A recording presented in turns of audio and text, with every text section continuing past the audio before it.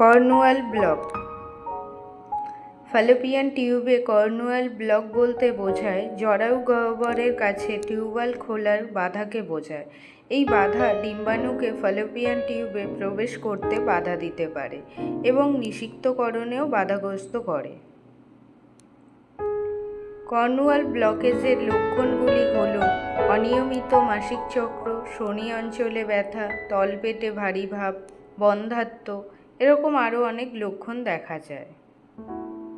Fallopian টিউবে কর্নুয়াল ব্লকের কারণগুলি হল সংক্রমণ, এন্ডোমেট্রিওসিস, জন্মগত সমস্যা, অস্ত্রোপচারের দাগ, একটোপিক গর্ভাবস্থা, এরকম আরও অনেক কারণ দেখা যায়।